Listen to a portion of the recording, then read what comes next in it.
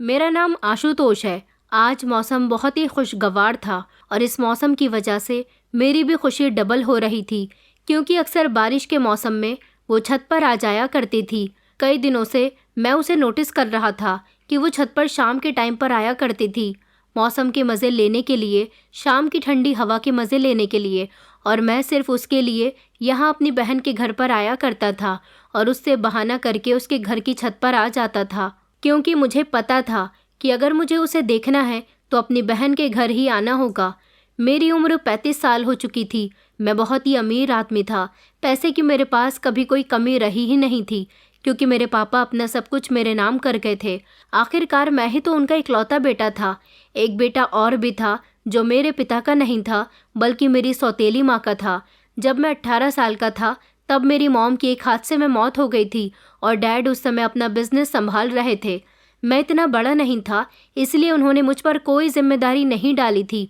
Mom के मर जाने के बाद मुझे काफ़ी अकेलापन महसूस हुआ था, लेकिन ये अकेलापन धीरे धीरे ख़त्म हो गया, क्योंकि मैंने अपने दोस्तों के साथ उठना बैठना ज़्यादा शुरू कर दिया था।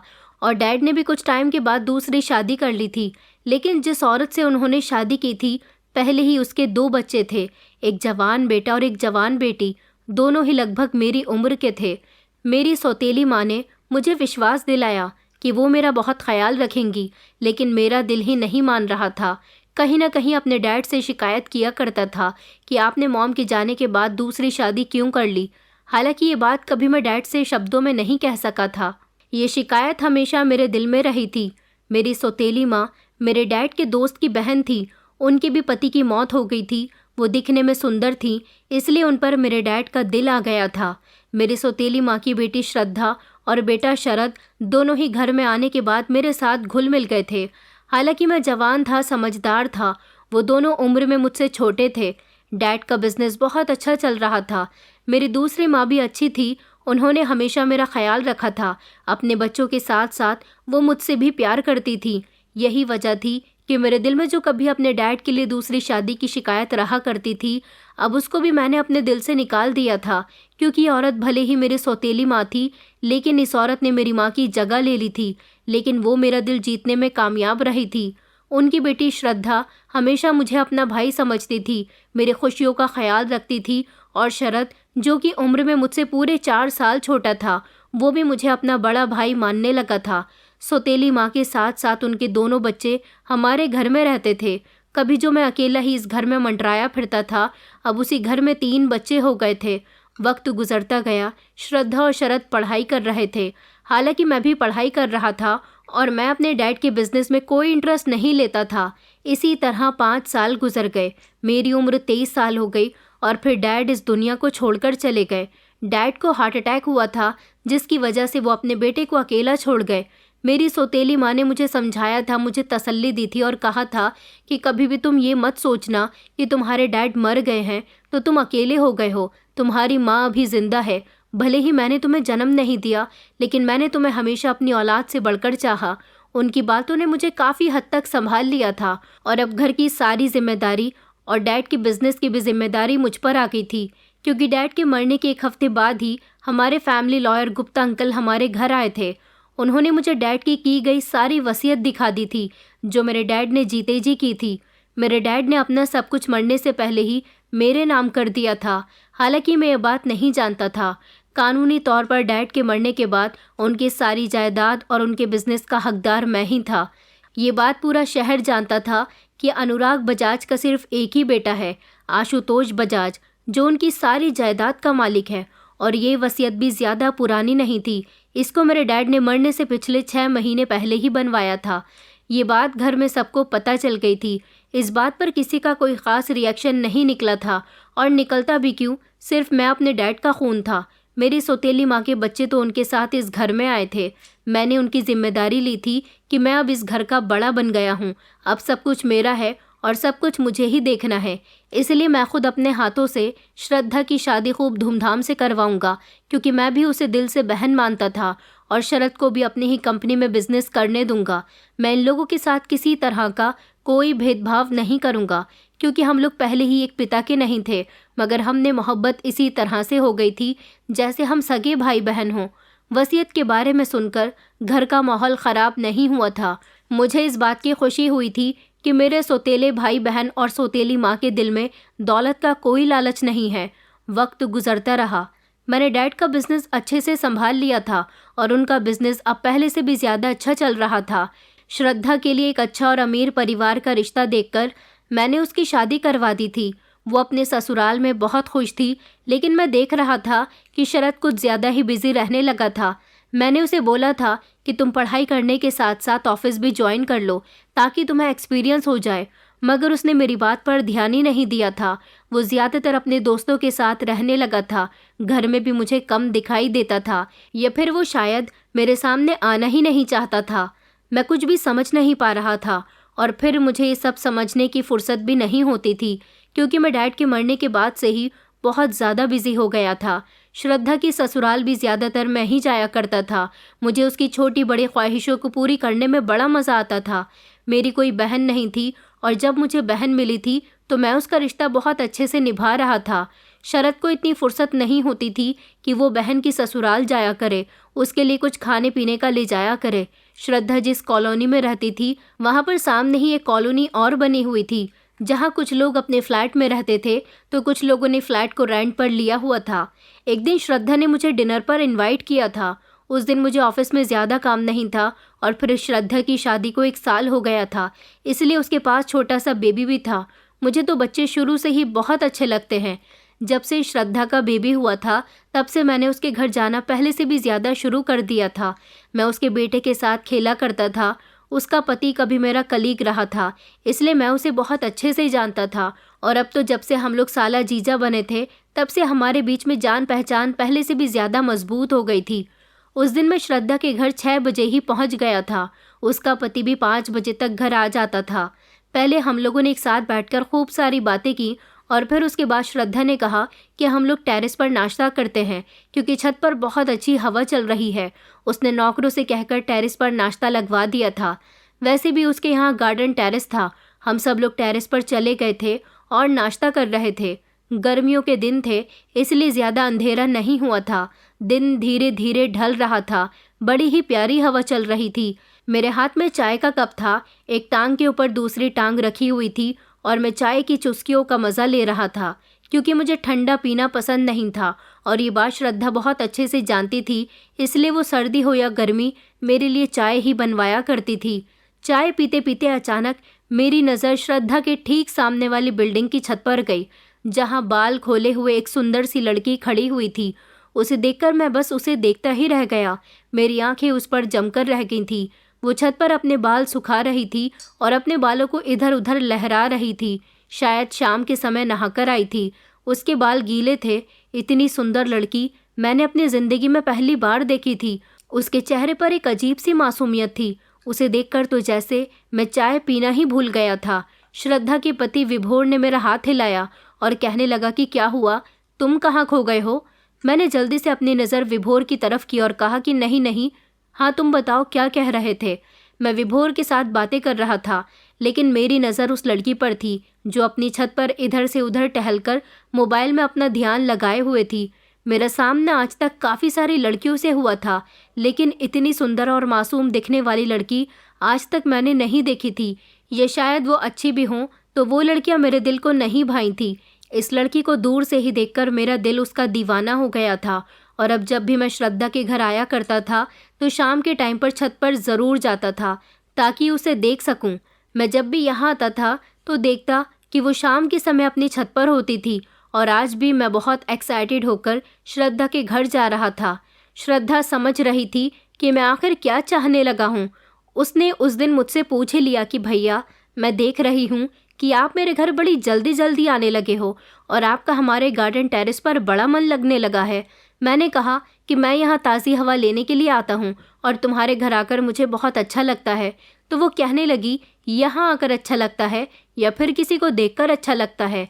मैं उसकी बात पर मुस्कुराया। मैंने कहा कि तुम बिल्कुल ठीक समझी हो। उसने मेरे कंधे पर हाथ रखा और कहने लगी कि भैया, विभोर ने इस लड़की के बारे में सारी इन्फॉर्मेशन निकाल ली है। ये लोग यहाँ रेंट पर रहते हैं, लड़की अच्छी है। आप कहो तो मैं मम्मी को इसके बारे में बताऊं। मैं श्रद्धा की बात पर शर्माने लगा था और मेरे इस तरह के शर्माने पर वो समझ गई थी कि मैं क्या चाहता हूँ। उसने अगले ही दिन घर आकर इस बारे में मम्मी से बात कर ली थी, जिस पर उन्हें भी कोई ऐतराज़ नहीं हुआ था और वो फौरन ही राज़ी हो गई थी। उस लड़की के घर रिश्ता ले जाने पर घर में सब लोग खुश थे कि मैंने जो लड़की पसंद की है वो बहुत अच्छी है। उस लड़की का नाम नम्रता था। मैं बहुत परेशान था और कंफ्यूज भी था, क्योंकि माँ श्रद्धा उसके घर मेरा रिश्ता लेकर गई हुई थी। मुझे डर था कि कहीं उसके घर वाले रिश्ते से इनकार न कर दें, क्योंकि मैं नम्रता को मन ही मन में चाहने लगा था। वो मुझे बहुत अच्छी लगती थी। मैं गहरी सोच में बैठा हुआ था। उधर विभोर बार बार मुझे तसल्लियाँ दे रहा था कि उसके घर वाले रिश्ते के लिए हाँ कर देंगे, तुम परेशान मत हो। मैं बड़ी बेसब्री से उन दोनों का इंतज़ार कर रहा था कि कब वो दोनों वहाँ से आएंगी और मुझे पता चलेगा कि लड़की के पेरेंट्स का क्या रिएक्शन है। फिर जब उन्होंने आने के बाद मुझे ये खुशखबरी दी कि लड़की के घर वालों ने तो फ़ौरन ही इस रिश्ते के लिए हाँ कर दी है, तो ये सुनकर मेरी खुशी के ठिकाने नहीं रहे थे और मेरे घर वालों ने मेरी और नम्रता की शादी भी जल्दी करने को कह दिया था। मैं तो बहुत ही खुश था और दिन रात अपनी और नम्रता की शादी के सपने देख रहा था। मैंने अपनी शादी भी खूब धूमधाम से करने का फैसला किया था।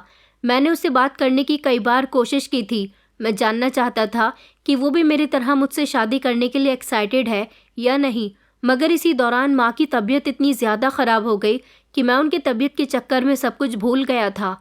ये तो अच्छा हुआ कि मेरी शादी से पहले उनकी तबीयत ठीक हो गई थी और मेरी शादी नम्रता के साथ खूब धूमधाम से की गई। नम्रता मेरी पत्नी बनकर मेरे घर में आ गई थी। उस दिन मुझे लगा था कि मेरी ज़िंदगी की सबसे बड़ी खुशी पूरी हो गई है। शादी की पहली रात भी हम दोनों की बहुत हसीन गुजरी थी। वो इतनी सुंदर थी कि मैं बार बार उसको देख रहा था और सोच रहा था कि मैंने कभी उम्मीद भी नहीं की थी कि इतनी सुंदर लड़की मेरी ज़िंदगी में शामिल हो सकती है। वो बहुत ही भोली थी। मैं उसे जैसा कहता था वो वैसा ही कर लिया करती थी। मेरे घर वालों को भी उसने बहुत खुश रखा था और वो जल्दी उनके साथ एडजस्ट हो गई थी। मैं नम्रता के साथ बहुत खुश था। हमारी शादी के एक हफ्ते बाद ही माँ की मौत हो गई, क्योंकि उनकी शुगर हद से ज़्यादा बढ़ गई थी और अब की बार जब उनकी तबीयत ख़राब हुई तो शुगर कंट्रोल नहीं हो पाई, जिसकी वजह से वो बच न सकी।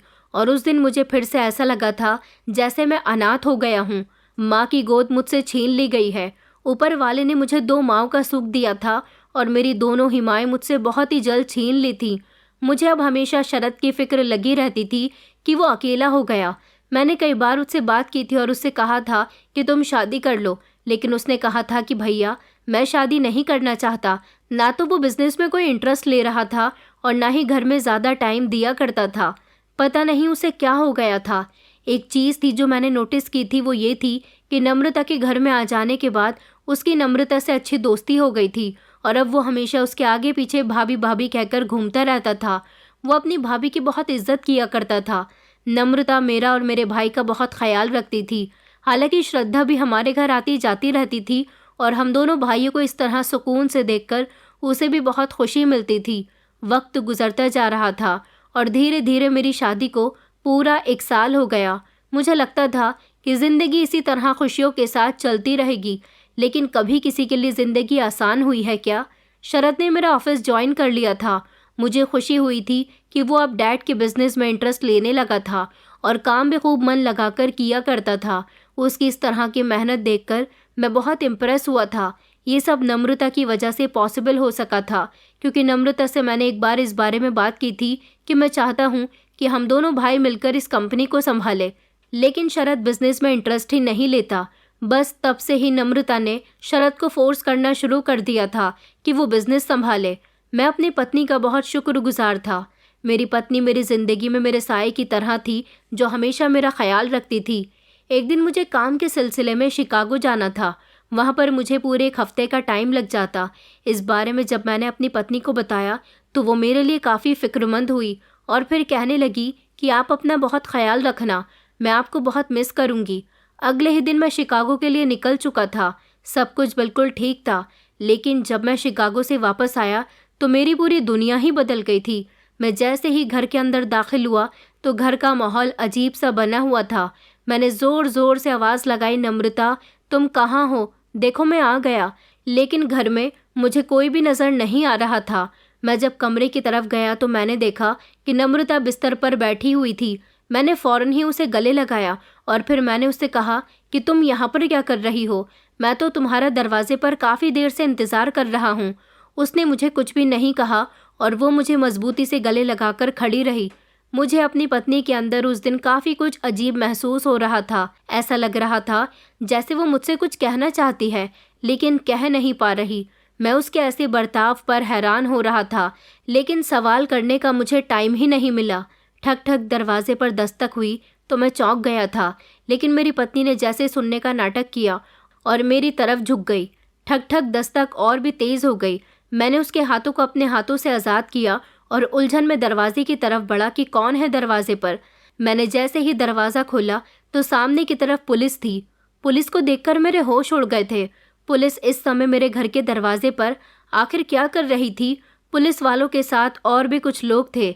एक एम्बुलेंस बाहर खड़ी थी और एक स्ट्रेचर पर सफ़ेद चादर में लिपटी हुई लाश रखी हुई थी। पुलिस इंस्पेक्टर ने नज़र झुकाते हुए मुझसे कहा कि आशुतोष बजाज, आपकी मिसेस की मौत हो गई है। उनकी बात सुनकर मुझे ऐसा लगा जैसे वक्त रुक गया हो। मैंने उनकी बात सुनी ज़रूर, मगर दिमाग ने उसे एक्सेप्ट नहीं किया। मैंने चौंक कर कहा, क्या आप क्या कह रहे हैं? मेरी वाइफ तो अंदर है कमरे में। एक सेकंड के लिए मुझे लगा कि जैसे वो सब लोग मुझे पागल समझ रहे थे। पुलिस वाले एक दूसरे को देखने लगे। मैंने जल्दी से दरवाज़ा पूरा खोला और पीछे मुड़कर देखा कि देखिए, ये शब्द मेरे हलक में ही रह गए थे। कमरा खाली था। मेरी सांस अटक गई। अभी कुछ सेकंड पहले वो मेरे साथ थी। मैंने उसकी सांसों की गर्मी महसूस की थी, लेकिन अब तो कमरे में कोई भी नहीं था। मेरा शरीर कांप उठा। मैंने दौड़कर कमरे के अंदर देखा। बिस्तर ऐसा था जैसे अभी किसी ने उसे छोड़ा हो। तकिए पर मेरी पत्नी की खुशबू में उसकी मौजूदगी का एहसास था, वो जो अभी कुछ समय पहले मेरे साथ इसी कमरे में मौजूद थी, लेकिन अब वो वहाँ पर नहीं थी। ये सब मेरे साथ क्या हो रहा है? पलटकर दोबारा दरवाजे की तरफ आया। मेरा दिल डरने लगा था। मैंने कहा, ये झूठ है। मैं चिल्ला उठा था, ये कैसे मुमकिन हो सकता है? मैंने खुद उसे अपने घर में देखा था। वो मेरे साथ थी, मेरे इन हाथों में। मैं अपने हाथों की तरफ देखने लगा। पुलिस वाले मेरे रिएक्शन पर खामोश खड़े थे। मुझे लगा कि जैसे उनके चेहरे पर एक अजीब से एक्सप्रेशन थे, जैसे वो पहले कुछ जानते हों। उन्होंने कहा कि हम समझ सकते हैं, आपके लिए ये यकीन करना मुश्किल है, लेकिन पुलिस इंस्पेक्टर ने अपने हवलदार को इशारा किया और स्ट्रेचर पर रखी लाश मेरी तरफ बढ़ा दी गई। मैंने डरते हुए उस पर नज़र डाली। मेरा दिल ज़ोर ज़ोर से धड़कने लगा कि नहीं, ये नहीं हो सकता। पुलिस इंस्पेक्टर ने कहा कि आप आखिरी बार चेहरा देख सकते हैं। मेरा शरीर बर्फ़ की तरह ठंडा हो गया था, मगर जैसे ही पुलिस वाले ने चादर का कोना थोड़ा सा हटाया, मेरी सांस जैसे रुक गई। मुझे लाश का चेहरा नज़र आ रहा था, मगर मैंने नज़र चुरा ली। नहीं नहीं, ये सब झूठ है। मैंने एकदम कदम पीछे किए, लेकिन फिर कुछ सोचकर मैंने दोबारा अंदर झांक कर देखा कि ऐसा कैसे हो सकता था। मेरे सामने मेरी पत्नी की लाश रखी हुई थी। अगर वो यहाँ है तो कमरे में कौन था? मुझे कुछ समझ नहीं आ रहा था। मेरा दिमाग जैसे खामोश हो चुका था। मेरी आंखों के आगे अंधेरा छाने लगा था। अचानक मुझे चक्कर आने लगा तो पुलिस वालों ने मुझे संभाला। उन्होंने कहा कि सर, आप ठीक तो है ना? पुलिस वाले ने मेरा कंधा थपथपाया, लेकिन मैंने एक झटके से खुद को पीछे किया कि मुझे अंदर जाना है। मैं लगभग भागता हुआ दोबारा कमरे में आया। मेरी नज़र चारों तरफ दौड़ रही थी। मैंने अलमारी खोली, बाथरूम का दरवाज़ा खोला, खिड़कियों के पीछे भी सब कुछ देख लिया था। हर तरफ नज़र घुमाकर देखा, मगर इतने बड़े घर में कहीं पर भी मेरी पत्नी मौजूद नहीं थी। ऐसा कैसे हो सकता था? अभी कुछ समय पहले ही मैंने उसे छुआ था, महसूस किया था। वो हकीकत में मेरे साथ थी। फिर ये लाश कहाँ से आई? मेरे कानों में पुलिस वालों की आवाज़ गूंज रही थी कि आपकी पत्नी मर चुकी है। मैंने कहा कि नहीं नहीं, ऐसा नहीं हो सकता। ये कोई भयानक मजाक था या भयानक सपना था जिससे मैं अभी जाग जाऊंगा। मेरे दिमाग में हज़ारों सवाल थे। क्या मैं पागल हो रहा था? मैंने कांपते हाथों से मेरा मोबाइल निकाला और अपनी पत्नी का नंबर डायल किया। उसका नंबर स्विच ऑफ जा रहा था। मेरे दिल में डर बढ़ने लगा। ये सब क्या हो रहा है? मैंने पलटकर कमरे की तरफ देखा। नम्रता अभी तो मेरे साथ थी। मेरे पैरों के नीचे से ज़मीन खिसक रही थी। मैंने नज़र घुमा घुमाकर पूरे घर में देखा। बेड पर देखा जहाँ पर मेरी पत्नी बैठी हुई थी। उसके स्लीपर्स पड़े हुए थे, जैसे किसी ने बस अभी पहने हों।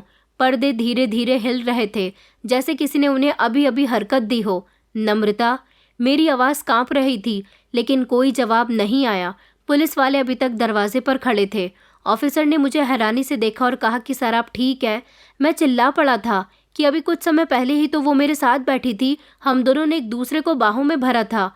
पुलिस इंस्पेक्टर ने मेरी तरफ देखा जैसे उसे मुझ पर शक हो। मैं दीवानों की तरह घर में इधर से उधर उसे आवाज़ें लगा रहा था। मुझे लगा कभी वो मेरे साथ कोई मजाक कर रही हो, मुझे कोई सरप्राइज दे रही हो, लेकिन पूरा घर खाली पड़ा था। मेरा भाई और मेरी बहन भी घर के बाहर खड़े हुए थे। उन दोनों ने मुझे तसल्ली दी और कहा कि भैया, आप यकीन क्यों नहीं कर लेते कि भाभी इस दुनिया से जा चुकी हैं।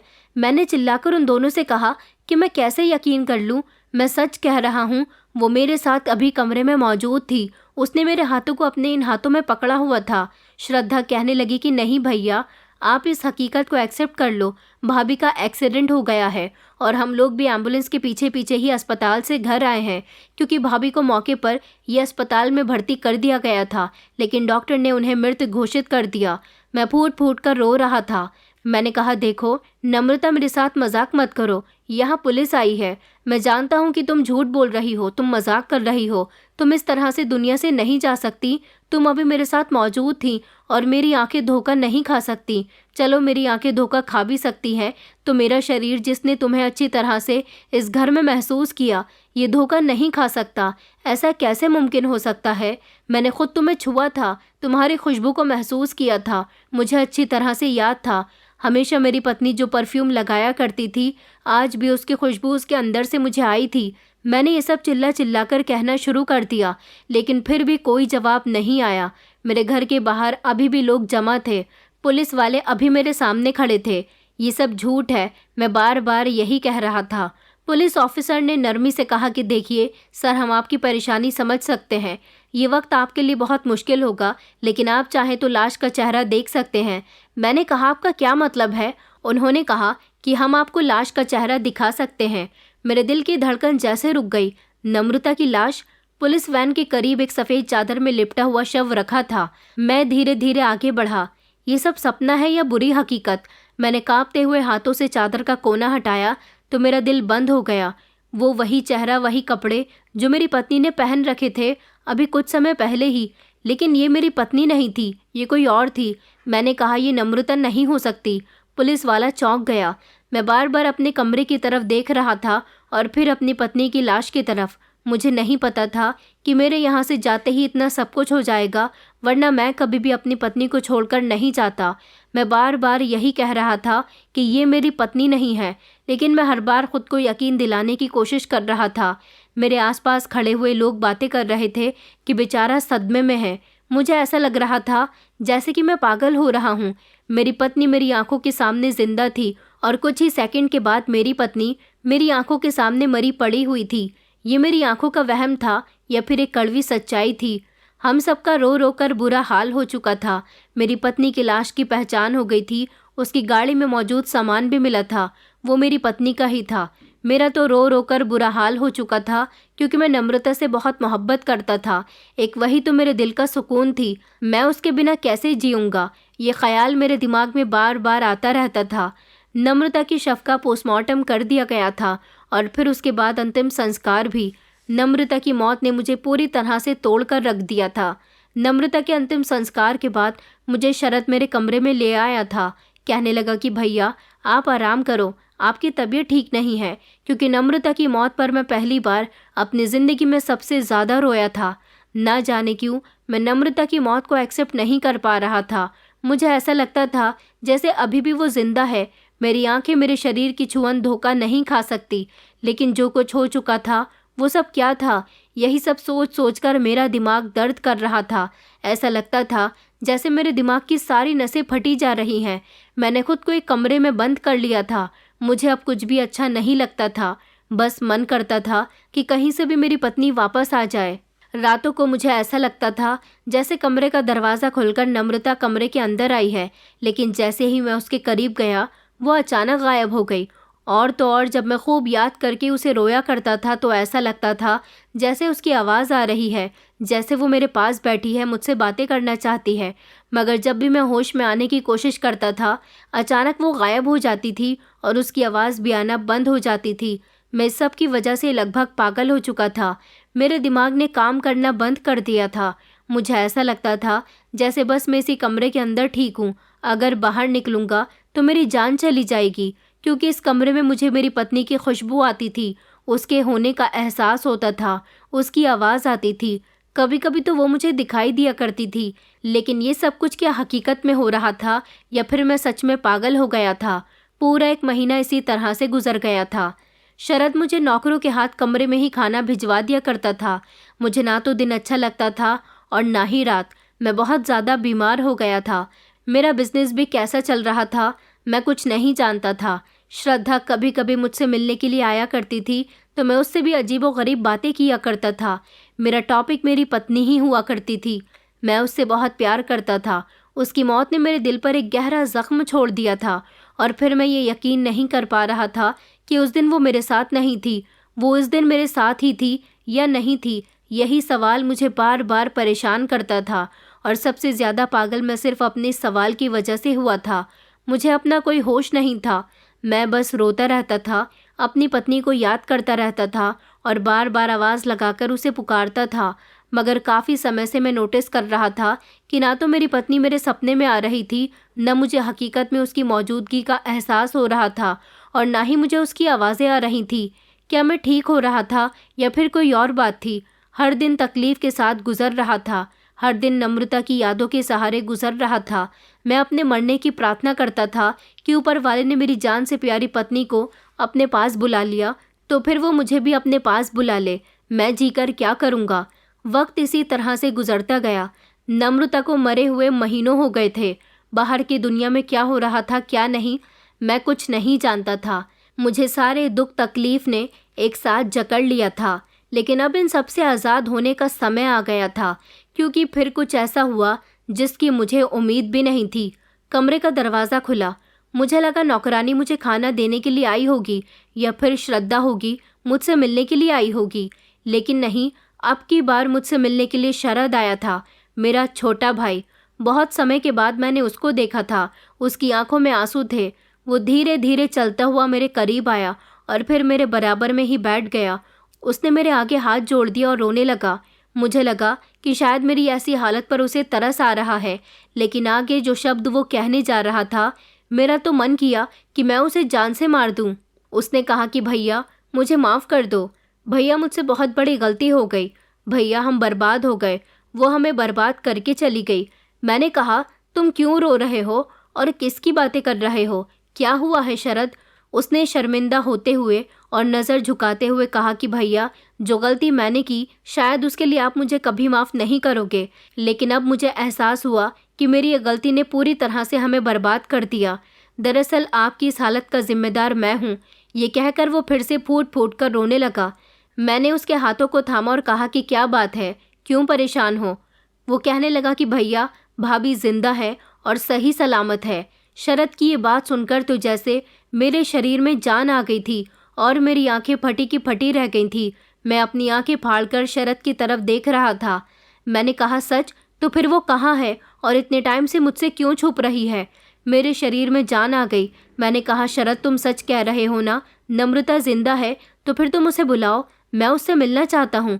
कहाँ है वो? मैं जानता था कि वो जिंदा है, उसे कुछ नहीं होगा।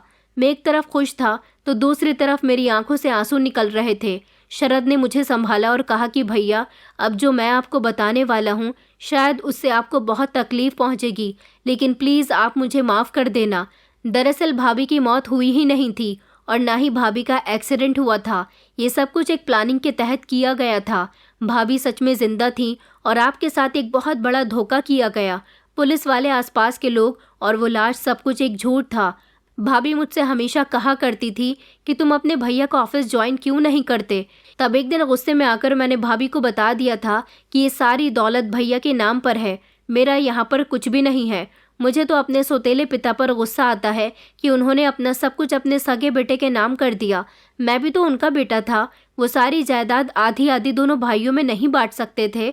जिस दिन से मुझे पता चला कि हमारे बिजनेस और सारी जायदाद के हकदार भैया हैं, तभी से मुझे भैया से नफरत महसूस होने लगी। शायद भाभी ने मेरी आंखों में आपके खिलाफ गुस्सा और नफरत देख ली थी। उन्होंने इस बात का फ़ायदा उठाया और मुझसे कहा कि तुम ये सब कुछ अपने नाम भी तो करवा सकते हो। मैंने भाभी से कहा कि कैसे पॉसिबल हो सकता है। उन्होंने कहा कि हाँ बिल्कुल हो सकता है, इसमें मैं तुम्हारी मदद करूँगी। मैं भाभी की बात सुनकर खुश हुआ था। मैंने कहा, तो फिर ये सब कुछ कैसे होगा? उन्होंने कहा कि बस मैं जैसा कहूँ तुम वैसा ही करते जाओ, एक दिन ये सब कुछ तुम्हारा होगा। आप जब शिकागो चले गए थे तब हमारे पास अपने प्लान पर ध्यान देने का बहुत अच्छा समय था। हमें पता चला कि आप आने वाले हो तो हमने प्लान बनाया। झूठी पुलिस, झूठा शव और झूठी एक्टिंग की गई। भाभी उस समय जिंदा थी और आपके साथ मौजूद थी, लेकिन फिर हमने पुलिस वालों को घर के दरवाजे पर भेज दिया और पीछे वाले रास्ते से भाभी घर से निकल गई और फिर उसके बाद भाभी की मौत का नाटक रचा गया। दरअसल वो लाश भाभी की नहीं थी, एक गुमशुदा लड़की की लाश थी। पुलिस वालों को हमने पैसे देकर पहले ही खरीद लिया था और अपने प्लान के बारे में अच्छी तरह से बता दिया था, इसलिए उन्होंने लाश को अच्छी तरह से तैयार किया ताकि आपको लगे कि ये लाश आपकी पत्नी की ही है। आप यकीन नहीं कर रहे थे। बड़ी मुश्किल से हमारी इस एक्टिंग से आपने यकीन किया कि भाभी मर चुकी हैं। भाभी ने मुझसे कहा था कि तुम्हारा भाई मुझसे बहुत प्यार करता है, उसकी सबसे बड़ी कमज़ोरी मैं हूँ। अगर मैं ही उसकी ज़िंदगी से निकल गई तो उसकी ज़िंदगी बेकार हो जाएगी, वो पागलों की तरह ज़िंदगी गुजारेगा और कुछ हम उसको पागल बना देंगे, इसलिए हमने ये सब कुछ किया। भाभी कहने लगी कि तुम्हारा भाई पागल हो जाएगा तो तुम सब कुछ अपने नाम करवा लेना और उसके बाद तुम भी खुश और मैं भी खुश। भाभी की खुशी से मतलब था कि भाभी आपको पसंद नहीं करती थी, वो किसी और से प्यार करती थी। उन्होंने मुझे ये बात नहीं बताई थी कि उनका किसी और के साथ अफेयर चल रहा है। उन्होंने मुझे सिर्फ इतना बताया था कि उनको मुझ पर तरस आता है, वो मुझे मेरी जायदाद दिलवाना चाहती हैं। भाभी यहाँ से चली गई और हमारे प्लान के मुताबिक आपने भी भाभी का सदमा अपने दिल से लगा लिया। मुझे लगा कि ये सब कुछ मेरा हो गया, आपको तो किसी बात से कोई मतलब ही नहीं रहा। भाभी ने कहा था कि वो अपने किसी दोस्त के साथ मिलकर आपकी सारी जायदाद मेरे नाम करवा देंगी, इसलिए जो प्रॉपर्टी के पेपर्स घर में रखे थे, तिजोरी में जेवर और नकदी, वो सब निकाल कर अपने साथ ले गईं। मुझे नहीं पता था कि उन्होंने ऐसा किया। मुझे लगता था कि ये सब कुछ मेरा है, लेकिन हकीकत तो अब खुलकर आई जब पता चला कि भाभी ने ये घर बेच दिया है, हमारी सारी प्रॉपर्टी बेच दी है और उसका जितना भी पैसा था उसे इकट्ठा करके अपने बॉयफ्रेंड के साथ शहर से भागने का प्लान बना रही है। वो इतना सारा पैसा और अपने बॉयफ्रेंड को लेकर कहीं विदेश जा रही है। वो मासूम दिखने वाली लड़की मासूम नहीं है भैया, उसने आपके साथ साथ मुझे भी बेवकूफ़ बना दिया। शरद की बातें सुनकर मेरे होश उड़ गए थे और मेरी आंखों से आंसू नहीं रुक रहे थे। मैंने शरद से कहा, शरद, मेरे प्यार में क्या कमी रह गई थी? मैंने तुम्हें हमेशा अपना सगा भाई समझा, लेकिन तुमने ये सब कुछ किया। तुम्हें क्या लगता था कि ये सब मैं अकेला इस्तेमाल करता? मैंने तो कभी ये सोचा भी नहीं। मैं तो यही चाहता था कि तुम डैड का बिजनेस ज्वाइन करो और हम दोनों मिलकर उनका बिजनेस आगे बढ़ाएं, मगर मुझे तुमसे ऐसी उम्मीद नहीं थी। और तो और नम्रता ने मेरे साथ ये सब कुछ किया। मैं तो उसे बहुत मासूम, दुनिया की सारी लड़कियों से बिल्कुल अलग समझता था, लेकिन वो इतनी चालाक और शातिर निकलेगी ये मुझे नहीं पता था। शरद, कहते हैं ना कि लालच बुरी बला है। ये सब कुछ तुम्हें अपने नाम करवाना था तो तुम मुझे बता देते, मैं खुशी खुशी ये सब कुछ तुम्हारे नाम कर देता, क्योंकि मुझे तो सिर्फ तुम लोगों के साथ रहना था। मेरी पत्नी का प्यार, तुम्हारा प्यार, श्रद्धा का प्यार, यही सब कुछ मेरे लिए बहुत है। लेकिन मेरे भाई, तुम एक बार मुझसे कहकर तो देखते कि तुम्हें मुझसे शिकायत है। तुमने अच्छा नहीं किया। ये सारी प्रॉपर्टी तुम अपने नाम करना चाहते थे, अब ना तो ये मेरी रही और ना ही तुम्हारी रही। मेरा क्या है, मैं तो पिछले 3 महीने से अपनी पत्नी के मरने के मौत का गम अपने सीने में लेकर जी रहा हूँ और हमेशा यही सोचता हूँ कि मेरी पत्नी मेरी ज़िंदगी थी, मेरी दुनिया थी। मेरी ज़िंदगी और दुनिया ही ख़त्म हो गई तो मुझे किसी चीज़ की ख्वाहिश नहीं रही, लेकिन तुम अब सड़क पर आ जाओगे क्योंकि तुम्हारी दुनिया तो अब उजड़ी है। ये कहकर मैं हंसने लगा था और साथ ही साथ रो भी रहा था। शरद शर्मिंदा था। शरद को जब नम्रता की तरफ से धोखा मिला तब उसे एहसास हुआ कि उसने अपने भाई के साथ गलत किया, इसलिए वो मुझसे माफ़ी मांगने के लिए आया था और उसने अपनी सारी गलतियाँ मुझे बता दी थी। उसे लगता था कि अब कुछ नहीं हो सकता, लेकिन अब मेरे अंदर हिम्मत आ गई थी। भले ही नम्रता मुझे धोखा देकर चली गई थी, लेकिन मेरी जान पहचान बहुत ऊपर तक थी। मैंने अपने जानने वाले पुलिस वालों को फ़ोन कर दिया था। Airport, railway station, bus station, यहाँ तक कि हर तरफ के हाईवे जो हमारे शहर से गुजरते हों, हर तरफ मैंने पुलिस को अलर्ट रहने के लिए कहा था, क्योंकि मैं किसी भी तरह से नम्रता और उसके बॉयफ्रेंड को शहर से बाहर जाने नहीं दे सकता था, क्योंकि अगर वो लोग शहर से बाहर चले जाते तो मेरी सारी जायदाद भी अपने साथ ले जाते। मैं उनको पकड़वाकर सज़ा दिलवाना चाहता था। कभी कभी इंसान खाली हाथ भी हो और उसका नेचर अच्छा हो, उसका बैकग्राउंड अच्छा हो, तो उसकी मदद करने के लिए बहुत सारे लोग आगे आ जाते हैं। मेरे बहुत सारे ऐसे दोस्त थे जो बहुत अमीर थे और उनकी मैं पहले भी कई बार मदद कर चुका था। शरद बिजनेस के बारे में कुछ नहीं जानता था। मैंने डैड के मरने के बाद बहुत मेहनत की थी और बहुत सारा पैसा कमाया था, इसलिए मेरे एक नहीं बल्कि काफ़ी सारे अकाउंट्स थे जिनके बारे में ना तो नम्रता जानती थी और ना ही शरद। ये घर चला गया तो क्या हुआ, सारी ज़मीन जायदाद चली गई तो क्या हुआ, अभी मेरे बाकी के बैंक अकाउंट्स में पैसा था जो मेरे बहुत काम आने वाला था। मैंने एड़ी चोटी का जोर लगा दिया था। हर तरफ से हर बड़े नेता, हर बड़े पुलिस ऑफिसर को सावधान रहने के लिए कहा था और कहा था कि जितना पैसा चाहिए मैं देने के लिए तैयार हूँ, बस ये दोनों लड़का लड़की मुझे जिंदा हालत में चाहिए और ये दोनों शहर से बाहर नहीं जाने चाहिए। मेरी सोर्स मेरे बहुत काम आई थी। नम्रता और उसका बॉयफ्रेंड जो हमें बर्बाद करने के बाद इस शहर से निकलकर कहीं और जाकर अपनी दुनिया बसाना चाहते थे, उनका प्लान चौपट हो गया था। वो दोनों पकड़े गए थे और जब नम्रता को मेरे सामने लाया गया तो वो मुझसे नज़र मिलाने काबिल न रही थी। मेरे अंदर एक आदत थी, मैं जिससे प्यार करता था उस पर अपनी मोहब्बत भी खूब लुटाता था और जिससे नफ़रत करता था उससे नफ़रत भी पूरी तरह से निभाता था। मुझे अपनी पत्नी से अब कोई मोहब्बत नहीं रही थी, अब सिर्फ मेरे दिल में उसके लिए नफ़रत थी जिसको अब मैं पूरी करने जा रहा था। मैंने पुलिस स्टेशन में सबके सामने नम्रता के गाल पर एक ज़ोरदार चांटा मार दिया जिस पर वो उछल पड़ी थी और हाथ जोड़कर मुझसे माफ़ी मांगने की कोशिश कर रही थी।